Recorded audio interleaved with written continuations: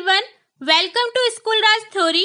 तो आज हम देखेंगे क्लास 7 आरबीएसई सीबीएसई के सब्जेक्ट इंग्लिश का chapter 3 Gopal and the hilsa fish तथा इसी के साथ देखेंगे इस चैप्टर के सभी क्वेश्चन एंड आंसर। तो फटाफट से स्टार्ट करते हैं वीडियो को। हिल्सा मछलियां पकड़ने का मौसम था। मछुआरों ने बड़ी संख्या में उन्हें पकड़ा। उन्होंने मछलियां बाजार में बेच दी। उन्होंने कहा कि हिल्सा मछली की कीमत नीची हो गई है। इस समाचार पर सभी घरों में चर्चा हुई। वे चकित थे कि मछली इतने सस्ते दाम पर आ गई। राजमहल में भी दरबारियों ने इस विषय पर चर्चा की। एक दरबारी ने राजा को अपने द्वारा पकड़ी एक बड़ी मछली दिखाई। राजा आपे से बाहर हो गया। दरबारी चुप और उदास हो गया। राजा को अपनी गलती का एहसास हो गया।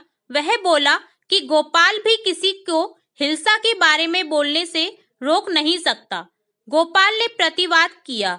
वह बोला कि वह यह काम कर सकता था। फिर राजा ने उसे चुनौती दी कि वह एक बड़ी सी मछली महल में ले आए, लेकिन कोई भी मछली के बारे में कुछ पूछे नहीं। गोपाल ने चुनौती स्वीकार कर ली। उसने अपनी दाढ़ी आधी कटवा ली और पूरे शरीर पर राख की परत चढ़ा दी। जब उसकी पत्नी ने उसकी अजीबोगरीब हाव भाव के बारे में पूछा तो गोपाल ने बताया, मैं एक बड़ी हिल्सा मछली खरीदने जा रहा हूँ। पत्नी ने सोचा वह पागल हो गया है। गोपाल ने मछली खरीदी और महल की ओर चल दिया। एक बच्चे ने कहा, यह आदमी तो जोकर है।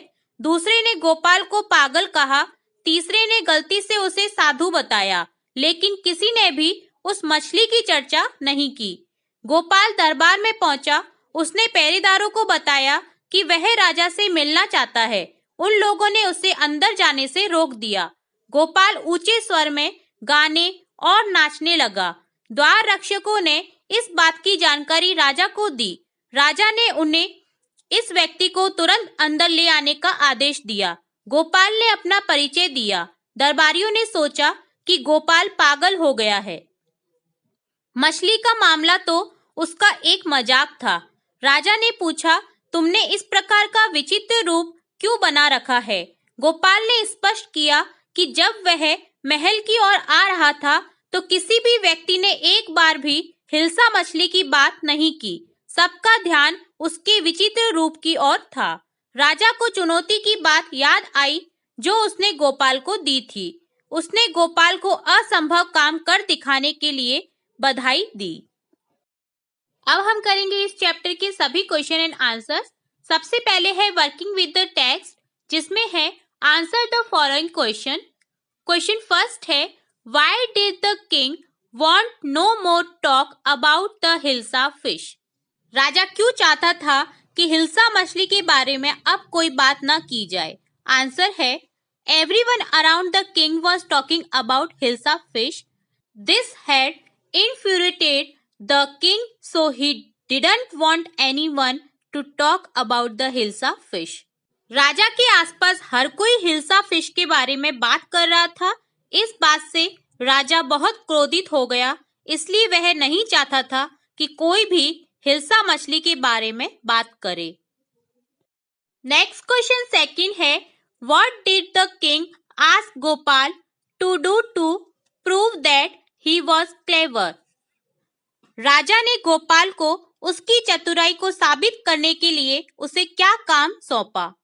आंसर है, the king asked Gopal to buy a huge hilsa fish from the market and to ensure that no one should talk to him about the fish on the entire way from the market to the palace. राजा ने गोपाल को बाजार से एक विशाल हिल्सा मछली खरीदने के लिए कहा और यह सुनिश्चित करने के लिए कहा कि कोई भी उससे बाजार से महल तक के पूरे रास्ते में उस मछली के बारे में बात न करे। नेक्स्ट क्वेश्चन थर्ड है, what 3 things did Gopal do before he went to buy his hilsa fish? Gopal ने हिल्सा मछली खरीदने से पहले किन 3 कामों को किया? आंसर देखते हैं। आंसर है, Gopal half shaved his face, smeared ash on his body himself and wore rugs before going out to buy hilsa fish. Gopal ने अपने आधे चेहरे पर से दाढ़ी को हटा दिया और पूरे शरीर पर राख मल ली और फटे हुए कपड़े पहन लिए। नेक्स्ट क्वेश्चन फोर्थ है, how did Gopal get inside the palace to see the king after he had bought the fish. Gopal मछली को खरीदने के बाद राजा के पास महल के अंदर कैसे पहुंचा? आंसर देखते हैं। आंसर है, Gopal started singing and dancing in front of the palace at a loud voice. The king heard the noise and asked the man to be brought inside. Gopal ने तेज आवाज में महल के सामने गाना और नाचना शुरू कर दिया। राजा ने शोर सुना और उसे अंदर लाने को कहा। नेक्स्ट क्वेश्चन फिफ्थ है, explain why no one seemed to be interested in talking about the hilsa fish which Gopal had bought. बताइए कि गोपाल ने जो हिल्सा मछली खरीदी थी उसके बारे में किसी को बात करने में दिलचस्पी क्यों नहीं दिख रही थी? आंसर है, no one was interested about the hilsa fish Gopal had bought because of Gopal's condition. He was wearing rugs, his face was half shaven, and ash was smeared over his body. People were more interested in his appearance than the fish. Gopal ने चेहरे से आधी दाढ़ी को हटा लिया, पूरे शरीर पर राख मल ली और फटे हुए कपड़े पहने हुए था, तो लोग मछली में रुचि ना लेते हुए उसे देखने में दिलचस्पी ले रहे थे। नेक्स्ट सिक्स क्वेश्चन है, राइट ट्रू और false against each of the following sentences. नीचे हमें कुछ सेंटेंसेस दिए गए हैं जिनके सामने ब्लैंक है, जिनमें हमें ट्रू और फॉल्स बताना है।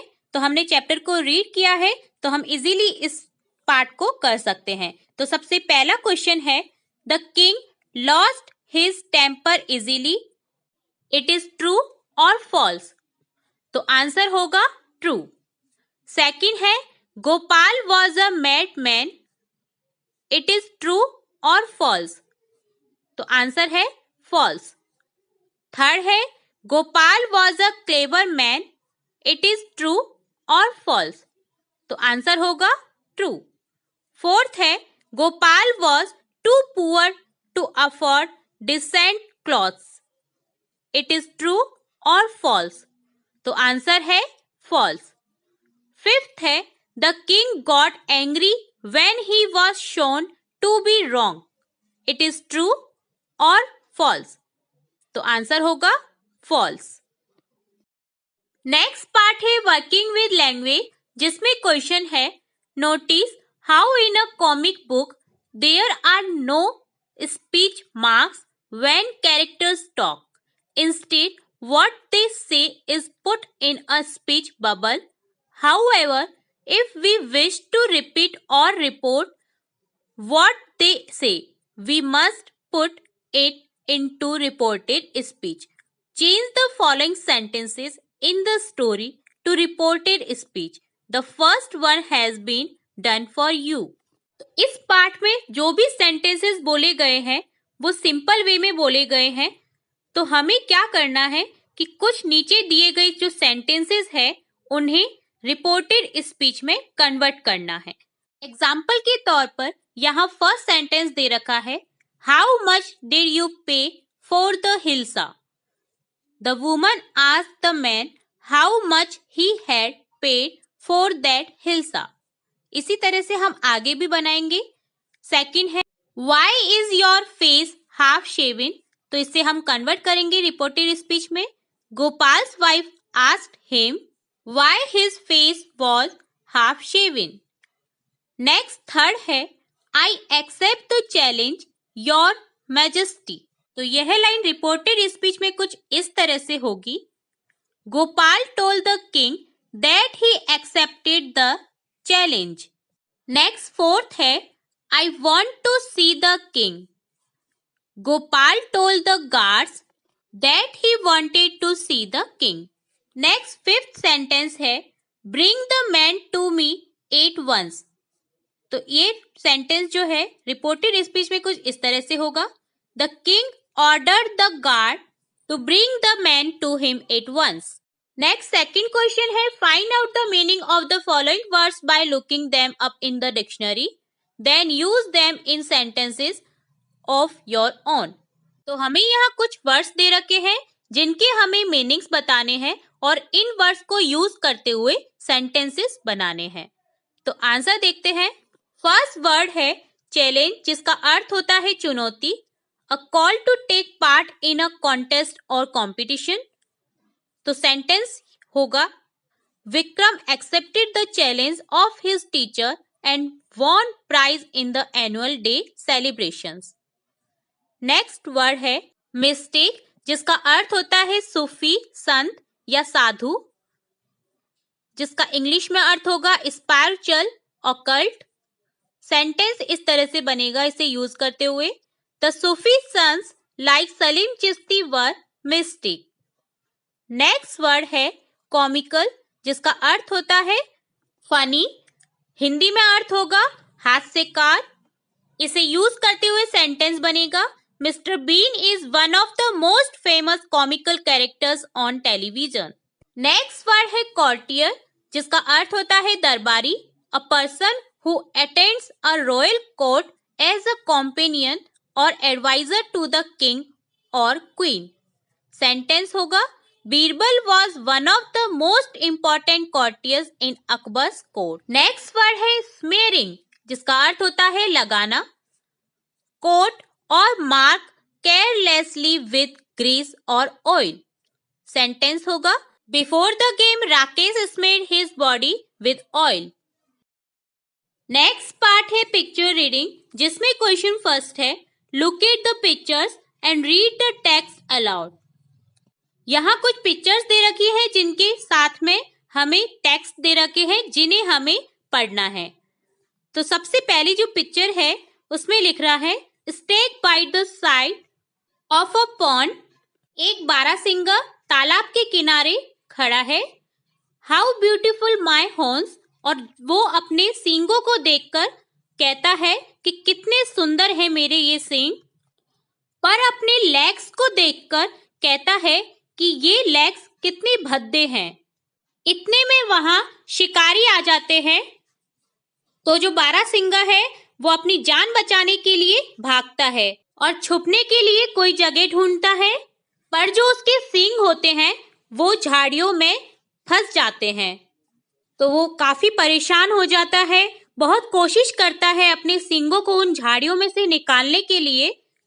बहुत कोशिश के बाद उसके सींग झाड़ियों से निकल जाते हैं और अपने पैरों के द्वारा वह तेज गति से भाग जाता है. और भागते हुए वह सोचता है कि मेरे जो सींग जिनके ऊपर मैं गर्व करता था वो मेरी डेथ का कारण बन सकते थे, जबकि जो मेरे पैर हैं जिनको मैं भद्दा बोल रहा था उन्हीं से मेरी आज जान बची है. तो जो हमने पिक्चर और टेक्स्ट रीड किए हैं उसी के आधार पर नीचे दिए गए क्वेश्चंस को हल करें. फर्स्ट क्वेश्चन है वेयर इज द स्टैग. जो स्टैग है अर्थात जो बारहसिंगा है वह कहाँ था. आंसर है the stag is standing bye the side of a pond. जो स्टैग है अर्थात जो बारहसिंगा है वह एक तालाब के किनारे खड़ा था. नेक्स्ट क्वेश्चन सेकंड है व्हाट इज ही डूइंग. वह क्या कर रहा था. आंसर है the stag is about to drink water when he saw his reflection in the pond. जब उसने अपनी परछाई उस तालाब में देखी तब वह पानी पीने के लिए वहां आया हुआ था. नेक्स्ट क्वेश्चन थर्ड है does he like his antlers horns. क्या उसे अपने सींग पसंद आए. आंसर है yes he finds them beautiful. हाँ, उसे वह बहुत सुंदर लगे. नेक्स्ट क्वेश्चन 4 है does he like his legs. क्या उसे अपने पैर पसंद आए. आंसर है no the stag finds his legs to be thin and ugly. नहीं, उसे अपने पैर बहुत ही पतले और भद्दे लगे. नेक्स्ट क्वेश्चन 5 है why is the stag running. बारहसिंगा क्यों दौड़ रहा था. आंसर है the stag is running because he has been chased by the hunters. बारहसिंगा इसलिए दौड़ रहा था क्योंकि उसका पीछा शिकारी कर रहे थे। नेक्स्ट क्वेश्चन 6 है, is he able to hide in the bushes? क्या वह योग्य था झाड़ियों के पीछे छिपने में? आंसर है no, he is not able to hide in the bushes because his horns got stuck in them. नहीं, वह योग्य नहीं था झाड़ियों के पीछे छिपने में क्योंकि उसके सींग उनमें फंस गए थे। नेक्स्ट क्वेश्चन 7 है, where are the hunters now? शिकारी अब कहाँ थे? आंसर है the hunters are just behind the stag. जो शिकारी थे वो उन झाड़ियों के बिल्कुल पीछे थे। नेक्स्ट क्वेश्चन 8 है, are they closing in on the stag? क्या वे बारहसिंगा के बिल्कुल पास थे? आंसर देखते हैं। आंसर है yes, they are closing in on the stag. हाँ, वे बारहसिंगा के बिल्कुल पास ही थे। नेक्स्ट क्वेश्चन 9 है, इज द स्टैग फ्री? क्या बारहसिंगा स्वतंत्र हो गया था? आंसर है the stag was able to run fast because of his legs and is free now. बारहसिंगा अपने पैरों के कारण भागने में सफल रहा, इसलिए वह अब फ्री था। नेक्स्ट क्वेश्चन 10 है, what does the stag say about his horns and his legs? बारहसिंगा ने अपने सींगों और अपने पैरों के बारे में क्या कहा? आंसर देखते हैं। आंसर है the stag says that he was proud of his horns but he would have been killed because of them. He was ashamed of his legs but they saved his life. बारहसिंगा ने कहा जिन सींगों पर उसे गर्व था वे ही सींग उसे आज मार डालते, और जिन पैरों पर उसे शर्म आ रही थी उन्हीं पैरों ने आज उसकी जान बचाई है। नेक्स्ट क्वेश्चन 3 है, now right the story in your own words, give it a title. जो हमने कहानी पढ़ी उसे आप अपने शब्दों में लिखिए और उसे एक टाइटल भी दे। तो आंसर देखते हैं। There was a stag, he lived in jungle. One day he went to drink water in a pond. He saw his reflection in the pond. He felt proud of his beautiful antlers. Then he saw his legs. He was upset. Because they were thin and ugly, suddenly there were hunters behind him. The stag ran to save his life. He wanted to hide in the bushes, but couldn't as his antlers were stuck in them. He found the hunters just behind him. He ran for his life and was finally saved. At the end, he realized that he was feeling proud of his antlers, but he would have been killed because of them.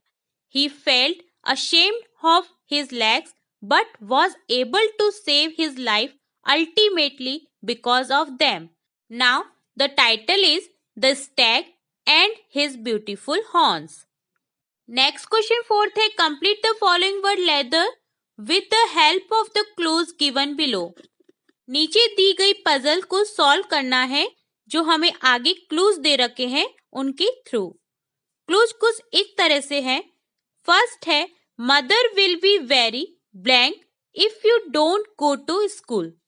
तो blank में आएगा cross, mother will be very cross if you don't go to school. तो यहां हम puzzle में कर देंगे cross. Next second है, as soon as he caught blank of the teacher Mohan started writing. तो यहां आएगा sight, as soon as he caught sight of the teacher Mohan started writing. तो पजल में सेकंड वर्ड बन जाएगा SIGHT साइट। नेक्स्ट है, how do you like my blank kitchen garden big enough for you is it. तो यहाँ blank में आएगा टिनी। How do you like my टिनी kitchen garden big enough for you is it.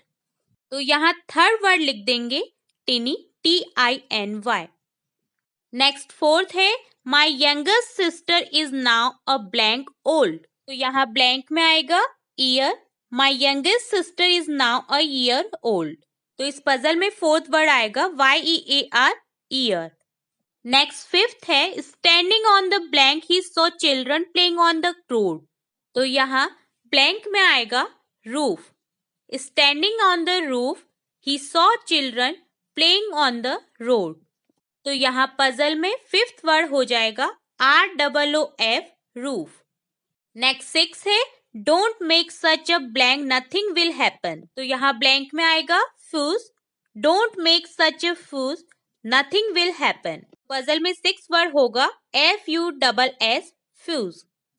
Next 7 है don't cross the blank till the green light comes on. तो यहाँ blank में आ जाएगा street. Don't cross the street till the green light comes on. Puzzle में last word हो जाएगा STREET, street. ये था complete chapter Gopal and the hills of fish, जिसमें हमने पाठ को समझने के साथ साथ सभी क्वेश्चन एंड आंसर्स स्टार्टिंग से लेके एंड तक कंप्लीट किए हैं। यदि फिर भी आपको किसी क्वेश्चन में कोई डाउट हो, कोई क्वेरी हो, तो आप कमेंट बॉक्स में कमेंट करके पूछ सकते हैं। हम फिर मिलते हैं नेक्स्ट वीडियो में नेक्स्ट चैप्टर के साथ।